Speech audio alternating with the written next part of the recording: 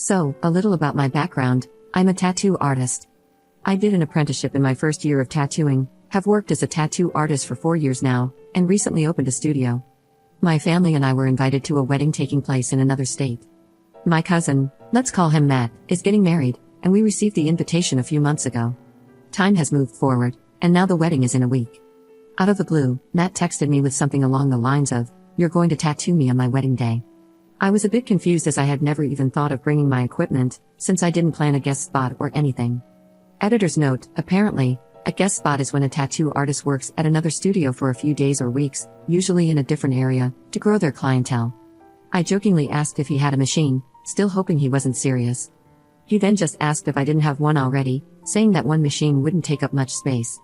I replied that I didn't plan on bringing my equipment, which includes more than just a machine, and that I'm not prepared to tattoo at a wedding, especially since I don't know anything about the space I would be working with. He then said he had planned on this, and that it would mean a lot to him to get a tattoo on his wedding day and that I'd be the one to tattoo him. Remember, this is the first time I'm hearing this. I again tried to explain that I don't feel comfortable with that, and it's quite short notice since I'm still working up until my brother and I fly over to attend the wedding. A tattoo needs to be designed first, right? He saw my message but didn't reply anymore. This morning, my mother called, and she was furious. She asked why I couldn't pull my crap together and just tattoo Matt. I told her what I had previously told Matt, but she didn't want to hear it. She just said it would mean a lot to her and Matt's family if I did it, and that it could be my wedding gift, then she hung up. I talked to my brother about it, and he just shrugged it off and said, "It would be nice of you, though." I'm unsure what to do now. As I said, I'm not really comfortable with the whole situation, especially because I've never done a guest spot, so I never had to travel, let alone get on a plane, with my equipment. But is that just selfish? I mean, it would mean a lot to apparently everyone, and I'm just saying no? Edit. I do have an actual wedding gift already, as they sent out a wish list with their invitations. One of the items on the list was artwork because they recently moved into a bigger house and want random artwork to decorate. I spent several days oil painting a piece for them, so I don't plan to give him a voucher as a gift. To my knowledge, Matt has never had a tattoo before. I don't know what my mom's problem is with all of this. I think she just wants to keep the peace. Update 1. The last few hours have been a lot. First, I called my mom, and wow, she asked me again, this time very friendly, if I wanted to tattoo Matt at his wedding. Again, I said no, giving her all the reasons I'd previously given her plus some of the very good points you guys had. Before she could say anything else, I added that I felt like she didn't take me and my tattooing seriously. She didn't say anything for a bit, then tried to explain that she really thought it wasn't a big deal. I told her again that it is a big deal, and that she, of all people, should know how my job works. She agreed and apologized profusely. I then asked her if she'd like to attend and watch me work on a client's appointment, and to my surprise, she said yes. So Mom is tagging along tomorrow. Now, to Matt, or rather his bride. I finally got hold of the bride, let's say her name is Becky, and asked her about the request her fiancé confronted me with. She seemed surprised, as she had apparently heard from my aunt that I made them something for their new house. She assumed it would be a painting since I'm the artist of the family and it's known that I also paint. I confirmed that, but also mentioned that Matt had come forward with this out of the blue and that it's not a good idea for many reasons. She agreed with me immediately. I think she has some tattoos, so she understands.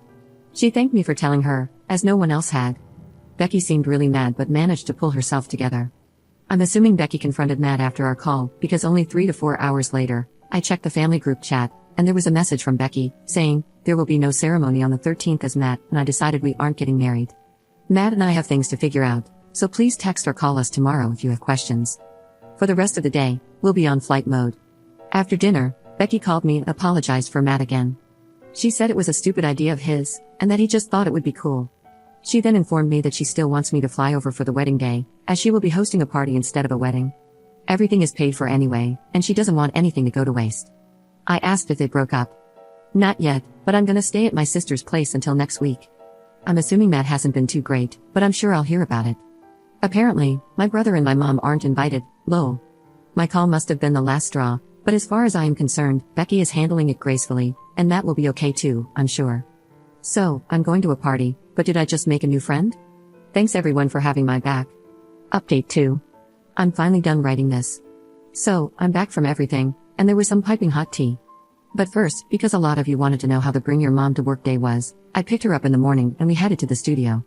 I showed her around, told her a few background stories about some of the artworks and photos hanging on our walls, and explained my routine as I prepared everything. My client arrived, and I handled it like I usually would, just with my mom sitting there, lol. I explained every step of the process, and she also asked me questions about my ink, needles, technique, etc. It was a lot of fun having her around, and she really did surprise me with her openness and interest. When I was done with tattooing, my mother had to leave for work but thanked and hugged me for bringing her along. She not only enjoyed spending time with me but also loved seeing me do my job so professionally and said that she now sees my work and efforts. Now, to the unwedding party. The party started at 1400 hours since the ceremony was cancelled. I arrived and was immediately welcomed by Becky's sister. She hugged me and helped me with my painting. Everyone was outside, drinking and having a small bite already. I went to say hi to Becky, and she hugged me warmly. She seemed tired but otherwise fine. Becky was also smiling a lot, which surprised me. I went to mingle as I didn't want to start off by questioning her, lol. I met a lot of her friends, and apparently, most of them weren't too fond of Matt. I heard a few things about how he tried to change Becky to be more like his ex, and stuff like that. Not a great look there, Matt. Speaking of, not a single friend or relative of Matt was around, besides me and one other cousin. Later, as we sat down to eat, I asked if I could join Becky's table. They said yes, so I was sitting with Becky, her sister, and 3 of her friends. I introduced myself to one of them, as I hadn't talked to him before, and Becky added that I'm Matt's cousin, the one who was supposed to tattoo. A simultaneous "oh" was shared from everyone. And with that, the conversation was about Matt from the get-go. I asked what happened. The sister just rolled her eyes and said, "What didn't?" Becky and her friends told me that a while ago, Matt apparently started to pick on Becky for being herself in various ways. It started small, like asking her to change her sports routine from workouts to only running. Then he criticized her cooking, as he preferred to eat more meat and something about being more traditional. They discussed these topics, and it always seemed fine, but he didn't stop. He asked her if she could let her hair grow or get extensions, and speaking of hair, if she could make it brighter. Becky has shoulder-length black hair. More and more seemed to pile up until he also started to make comments along the lines of, "Can't you be more like my ex?" As I understand it, he didn't say it specifically, but it was clear he meant it like that. I was shocked and asked why she didn't break up with him because of that, but Becky explained that in the situations, it didn't seem as bad as when you list those reasons. She had also made a few changes to make Matt happy but continued to do what she wanted most of the time. Time went on, and the issues resurfaced again and again in different ways. The last big fight was only a few weeks ago when Matt called Becky by his ex's name.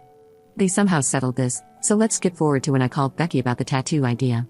After our call, she went up to Matt and asked him why he didn't talk to her about it and why he would just decide to do something like that on their wedding day. He explained that he wanted to surprise her and stuff like that. Becky went on, telling him this wasn't happening and that she wanted to be able to enjoy the wedding and their honeymoon. Again, they seemed to agree in the end, and he apologized.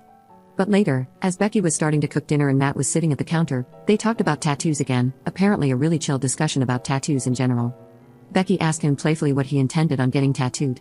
He gestured across his chest and said, "I want my birth date, our wedding date, and your birth date, so X date, Y date, and Z date." Becky said she went blind for a millisecond. That third date was, in fact, not her birthday. She asked him again, and he repeated the same dates. She then said that this isn't her birth date. He persisted that it was and that she should stop trying to fool him. She said she started to cry and ran to get her purse to show him her driver's license. That's when his face slipped. He tried to get out of it by making excuses that he isn't good with dates, etc., but Becky just went straight to her phone and checked Facebook.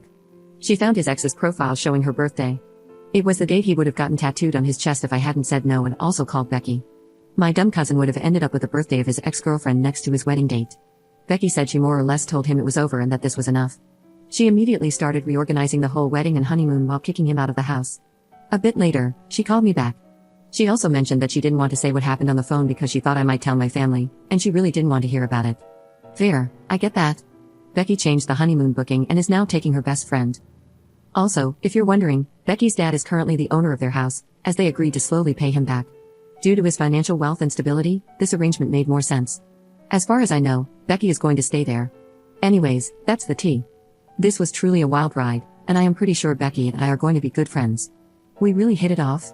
I don't have much respect left for Matt, so I'm not sure I'll keep in contact with him at all. Also, Becky loved my painting.